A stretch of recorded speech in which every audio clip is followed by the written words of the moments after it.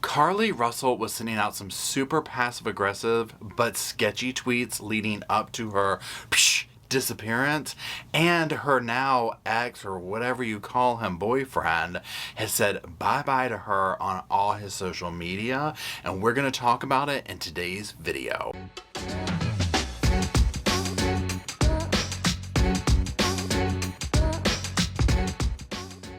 Hello Sofa Squad and welcome back to the sofa. Still behind me and it's still a chair and a half, but who cares at this point. And my name is Paul. Now, if you are new to the channel, hello, welcome, I'm glad you're here. What we're going to be doing today, you saw the thumbnail, you heard the intro. We are continuing our little conversation on Carlee.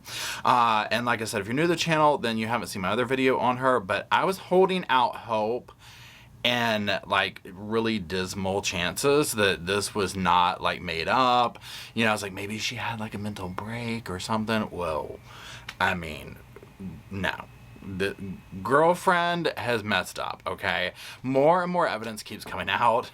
And it's not a cute look for Carlee, and yeah, it'll be interesting to see if any charges come next week. So what we're going to do in this video, and this is probably going to be a shorter video, so for those of you who are used to the Sofa Squad here, I apologize, but I just saw this and wanted to come talk about it. We're going to be reviewing a couple of articles. One of them is on the tweets, and the other one is kind of very quickly about, yeah, the man that this was all over has literally deleted her off of his Instagram and all these other stuff once the cops came out and said, no, there was absolutely not. So let's go ahead and get into it. The way we're going to do is I'm going to put some screenshots up of news articles, and then we'll just review them and talk about them along the way. So here we go with the first one. Okay, now you can pause to read along with me, but it says Carlee Russell shared odd tweets minutes before calling 911 and vanishing by Yaren Steinbuch and July 21st, 2023. Now, also, side note, I'm reading this computer screen over here. That's why I keep looking this way. I just, try not to be rude or nothing. So let's go ahead and get into the tweets. Okay, so you see in this first paragraph, Carlee Russell sent out a series of odd tweets minutes before she reported seeing a wandering toddler and then disappeared, including, "Today was a great day. God be looking out, I'm telling you." Then it goes into the story, about what happened. And it says a few minutes later, she tweeted, "Today was a great day. God be looking out for you. I'm telling you. And someone to tell you I love you and don't got a reason." It talks about her then going on to 911 and going into this whole little flurry of stuff. So let's continue here. Now down here we see number one, very elegant picture of Carlee here. And on top of it, it says Russell, whose account has been called into question by authorities, also sent several tweets in the days and weeks before her disappearance that appeared to shed light on her emotional state. Now just side note real quick, when I read these, I was like, okay, this is more confirmation as to like the why, you know what I'm saying? So let's get into it. One suggested she had a troubled relationship, and it goes in to say, "I always say one thing I won't do is stay with someone who cheated on me. Like, you went and had sex with someone else and think it'll be sweet one day. Hell no," she tweeted on July 10th. So this is, less than 2 weeks before this event takes place. Her boyfriend, Tomar Latrell Simmons, has wiped all traces of her from social media after, he initially asserted that she was trying to fight for her life and all that. We'll talk about that in a second separately. And it says it was unclear who she was referring to in her tweet. One thing from these tweets that I'm seeing is she was the type person, like, she was going to put her business out there, right? I mean, and good God, she's got it. She's front and center right now, right? I mean, literally, she's getting roasted on TikTok, okay? I mean, like, every single thing on my For You page is Carlee. If it's the same for you, if you're on there, let me know. So she got the attention she was looking for. Okay, so let's continue with some of these other things. It says Russell, who worked at Woodhouse Spa from which she allegedly stole a robe and toilet paper, tweeted 2 days earlier that her job is really starting to get on my dang nerves. I mean, okay, and then especially to steal from said job, like what, the next day and then disappear into thin air. Yep, not a good look. Don't think they'll be asking her back, but we'll see. Okay, everyone wants to feel wanted, she wrote in the same day. And then it says, "I'm thankful I know how to identify when the enemy coming for me now makes a life a lot easier," she tweeted on July 19th. So, I mean, these are like those passive, like, how the people are who will be like this, they'll be like, they'll check in at the hospital on Facebook or whatever, you know what I'm saying? Like, they'll check in, but not say anything, or on the way to the hospital, send prayers, and that's it. And then when you ask, like, what's going on? I don't want to talk about it right now. You know what I'm saying? You're like, okay. That's the energy I'm getting from this, right? Because she knows, I'm assuming, I don't know, putting the stuff out there that her man or her alleged man or whatever you want to call him at this point was going to see all that, right? So it's like this passive-aggressive way of talking. Maybe that's the only way she felt like she could communicate. I don't know, but let's keep going. Now it goes on. The devil be trying to get to me, but God fighting back for me, she wrote on the same day. And another tweet she added, you think you have a bond with someone until they show you never did.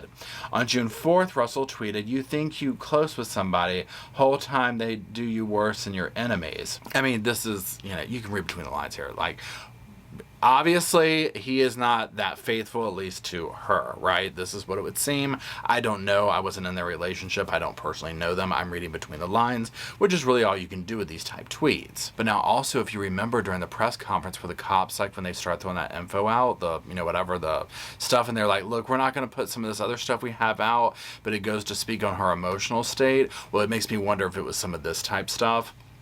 Because in like her cell phone and whatnot, because this to me is showing this whole theory that she did this and concocted this basically over this man, right?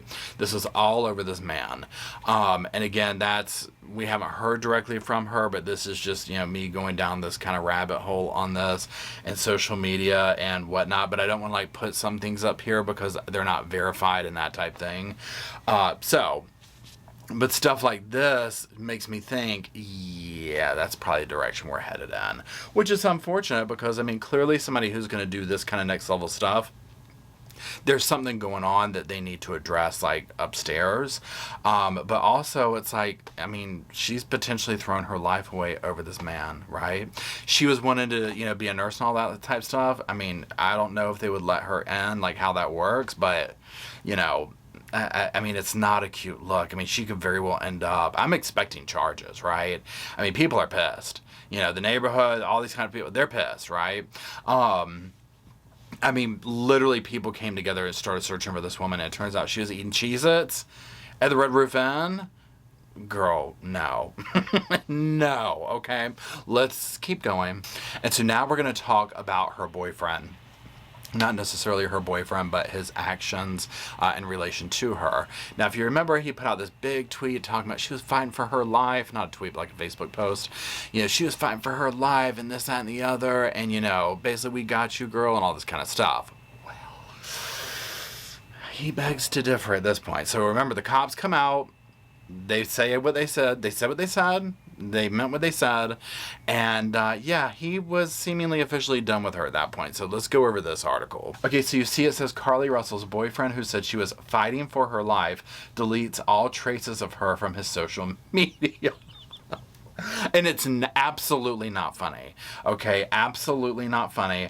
But the irony of it, which I find funny, is I'm like, if she did this over this man, and then he's like completely like, girl. Because what would you do? This is like Sherry Papini. When her husband figured out, but they had kids together. When her husband, it was official, like, she's getting charged, this, that, and the other. He was like, girl, bye, right? What else can you do? This is so huge to pull something like this and lie to this level. It's almost like, well, anything's possible at this point. Okay, so let's keep going with this article. So second paragraph, it says, Tomar Luttrell Simmons' Facebook page, once filled with glamorous photos of him and Carlee Russell smiling together, now shows barely any sign of the 25-year-old nursing student, including his assertion that she was fighting for her life for 48 hours during the time that she was missing. It says the change came hours after Hoover police revealed they had found internet searches where Carlee had looked up a movie about kidnaps, whether she was too old to be the subject of an Amber Alert, and the price of bus tickets to Nashville in the days before her disappearance. She was literally fighting for her life for 48 hours, so until she's physically and mentally stable, she is not able to give any updates or whereabouts on her kidnapper at this very moment, Simmons wrote in the since deleted Sunday Post. I just think her mother was up on national TV, defending it. It's her daughter, right? I get it. Like, you don't want this to be what it is, okay? I 100% get that.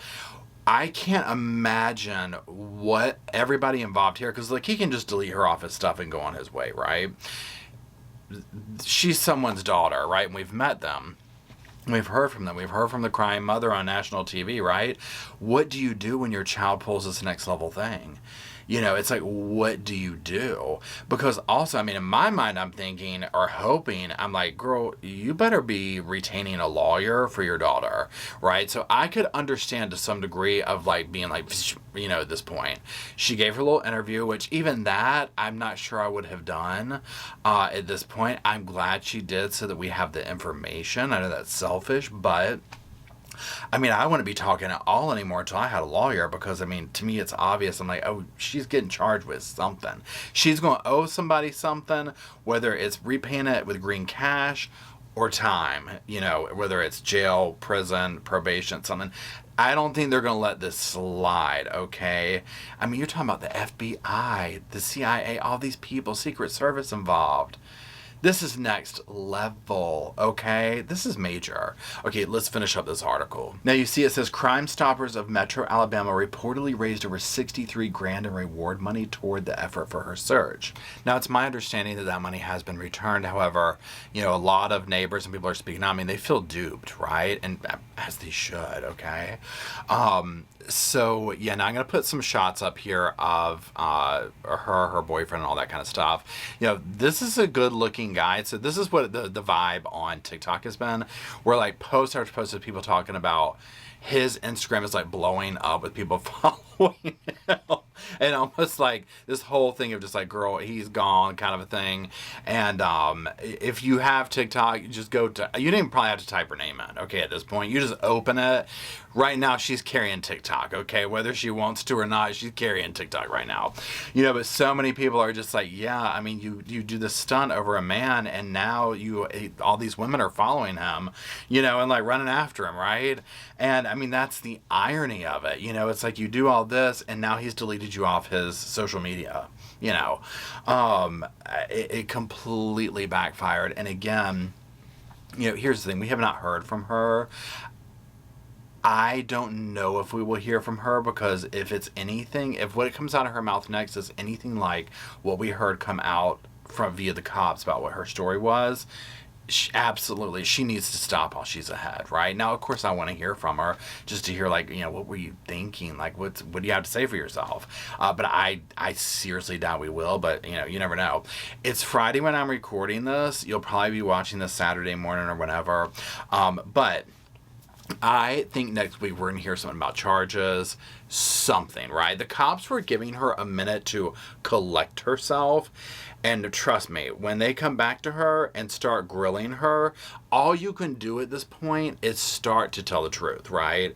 And be like, okay, so this is what really happened. You know, the only redeeming quality is to start telling the truth, you know, because it's so far-fetched. And the thing is it does so much damage to people who really go through this, you know, or have family members or children or whoever, right, that, you know, is affected by a true situation like this. You know, it's not a cute look when people fake these massive crimes like this that usually involve, like, harm against someone or themselves, but that is a common thing to see, not common, but, you know, this type thing. So it doesn't go over well, I mean, at all, and as it shouldn't, right?